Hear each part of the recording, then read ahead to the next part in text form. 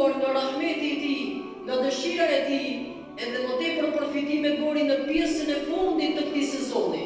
Pra në pjesën e fundit të Ramazanit të bekuar, e që tashmë kemi hyrë në 10 e fundit, në mënyrë që Allahu i madhëruar e mbushi me rahmet që angazhimi jonë të jetë më i madh.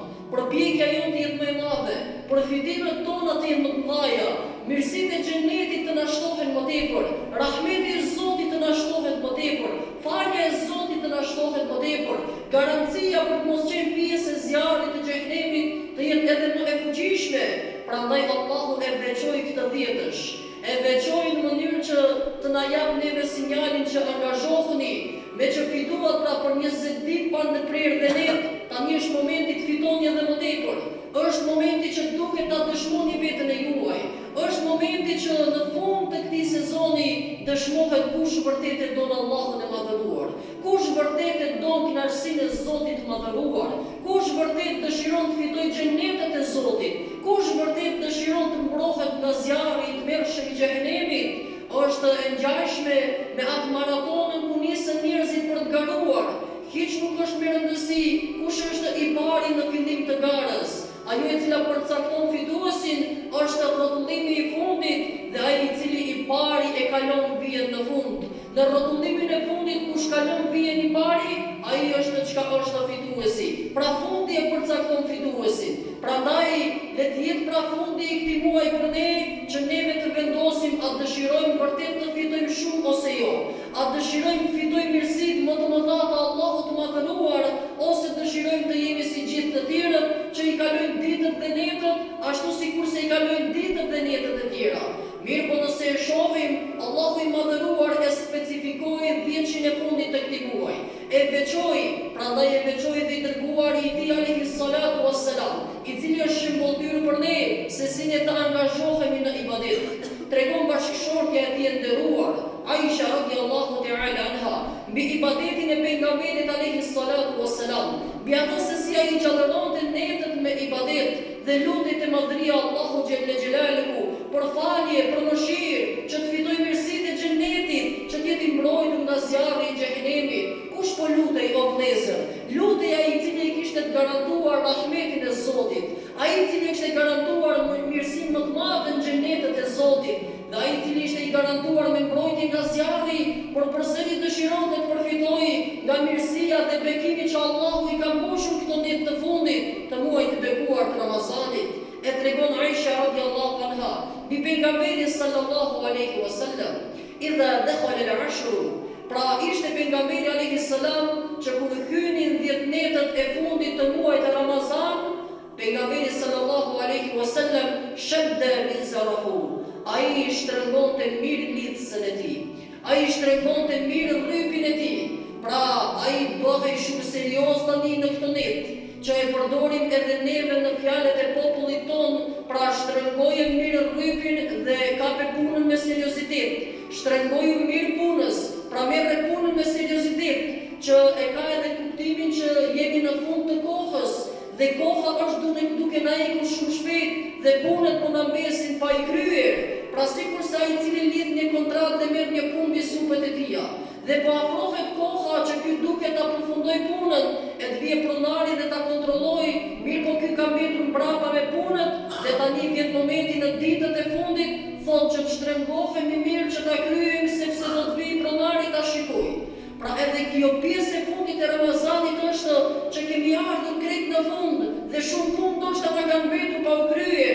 Andaj angazhimi jon duhet të rritet, përpjekja jon duhet të rritet për të fituar sigurt faljen dhe mëshirën e Zotit xhelle xhelaluhu xhelle shanuhu. Pra pejgamberi alayhi salatu wassalam i shtrëngohej mirë ibadetit në këto netë ditë. I shtrëngohej mirë ibadetit. E vazhdoi Aisha për ta treguar wa ahya laylahu. E pejgamberi alayhi salam e gjallëronte natën e tij. Me çka e gjallëronte natën e tij?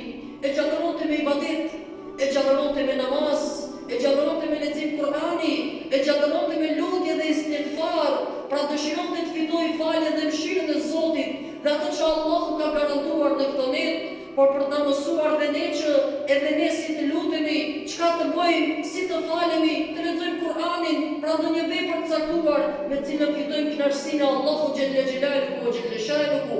Pra i falte 2 rekate namaznate, por shumë ndryshe nga namazi i natës së sotshme. Shumë ndryshe nga namazet të cilat i bëjmë ne sot. Namazet që ka të bohemi në përgjami, namazet që ka kretë shikimi njërzor është mbi ne, namazet me xhamat ku kretë të tjera të vëmendjen e kanë mbi ty, namaz ku kretë të tjera të shikojnë që ti po fal namaz nate, e ky nuk është namazi i natës të pejgamberit alayhis salatu wassalam. Ai i bekuar e kishte shtëpinë e tij dhe dhomën e xhumit të tij, ngjitur me xhaminë e tij. Mirë po ai kur nuk fali namaz nate me xhamat. Ai kur nuk ju tha shokëve të tij do të tubohemi sonte dhe do të falim namaz nate. Jo, nga se ai e dinte fort mirë se qëllimi i namazit të natës nuk është ky. Mirë po aja mund ta bënte këtë, po mund ta bënte këtë, mund t'i thirrte shokët e tij dhe të falin namaz nate bashkërisht, por ai namazin e natës e falte në dhomën e tij. Namazin e natës e falte në shtëpinë e tij, duke mos e shikuar të tjerët, që të jetë sa më larg shikimit dhe vlerësimit njerëzor. Prandaj pejgamberi alayhis salam e dinte që urtësia e namazit të natës është vetmia me Allahun e madhëruar dhe jo publikimi para gjithë dynjas dhe para gjithë të tjerëve. Jo për të marrë vlerësimet e të tjerëve, mirë po për të marrë vlerësimin e sinqert nga ana e Allahut të madhëruar. Nga se një lot i cili derdhet në vetmi nuk është i njëjtë me një lot i cili derdhet para shikimit njerëzor. Ai i cili pretendon që e ka frikë Zotin, por dikush i cili qan nga frika e Zotit në vetmi, nuk është sikur sa ai që qan nga frika e Zotit para të tjerëve. Nga se ne ndonjëherë kur dëshirojmë ta bëjmë një punë, për shembull të japim ndonjë sadaka, kur shohim që të tjerët na shikojnë, e shtojmë sadakan ton, pra për të fituar edhe pëlqimin e Zotit, por inshallah të thojnë dhe këto diçka të mirë për grua. Pra le të mendojnë edhe këto që unë jam bamirës i madh. Apo nga ana tjetër ne e kryejmë një vepër të keqe, por në moment kur shohim që të tjerët na shikojnë, neve heqim dorë dhe themi nga frika e Zotit e bëj këtë. Mirë po që në realitet ndoshta fshekim diçka brenda, e kemi bërë që të tjerët mendojnë që ne e kemi frikë Zotin. Prandaj namazi i natës është momenti ku tashmë nuk e bën as për këtë, as për atë. As çka do të thotë ai, as çka do të thotë ai tjetri. Mirë po nëse qan në namaz të natës është dëshmi e fortë para Allahut se ti vërtet e don Allahun, sepse tashmë nuk të vlerësojnë të tjerët. Tashmë ky lot i cili del nga syri nuk është që të thojnë të tjerët sa i devotshëm që nga filani.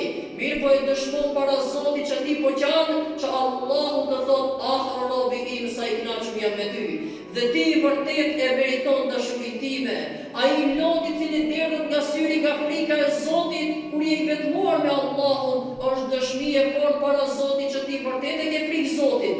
Ai i cili derdh lot duke i lutur Allahun me dëshirën e madhe që të fitojë xhenetin e Zotit, mirë po kur është i vetmuar me Allahun është dëshmi se ai vërtet e don xhenetin. Ai i cili derdh lot nga syri i tij, nga frika që mos jetë prej pjesëtarëve të xhehenemit, është dëshmi e fortë para Allahut se ai vërtet e ka frikë zjarrit e xhehenemit. Prandaj urtësia e namazit të natës është të vetmohesh me Allahun e madhëruar dhe jo të shikojnë gjithë të tjerët se ti po falesh namaz nate.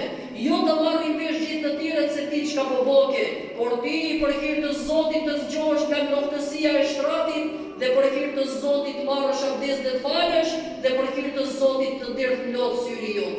Kjo është urtësia e namazit të natës. E vazhdoi Hazreti Aisha radhiyallahu ta'ala anha për ta treguar mbi pejgamberin sallallahu alaihi wasallam, pra pasi na tha që ai e gjallëronte natën e tij, wa ay qada ahlahu. Ai e zgjonte edhe familjen e tij. Pra në një pjesë të natës nga angazhimi që bënte pejgamberi alayhis salam, e zgjonte edhe familjen e tij. Ai ishte i dërguar i Zotit dhe ishte i vetëdijshëm se ibadeti që ai bënte ishte ushqim për të. Ishte shplodje për trupin e tij, ishte shplodje për fizikun e tij, por kjo nuk ishte e njëjtë pastaj për ummetin e tij. Nuk ishte e njëjtë edhe për familjen e tij. Megjithse ishte familje e pejgamberit të Zotit, ai e dinte se ato kanë nevojë që të bëjnë gjumë. Ai e dinte se ato kanë nevojë që të pushojnë trupat e tyre. Kështu që Resulullahi alayhis salam e kalonte gjithë natën me ibadet. Ai i kalonte gjithë natën me adhurim ndaj Allahut të madhëruar. Mirë po familjen e tij nuk e obligonte me të njëjtën. Ai e linte familjen e tij që të pushoi dhe në një pjesë të natës ai e zgjonte familjen e tij, sepse dëshironte pejgamberi alayhis salam që familja e tij të përfshihej në adhurimin që cilin e bënte ai, të përfshihej dhe të përfitojnë nga begatia dhe bereqeti i këtyre netëve.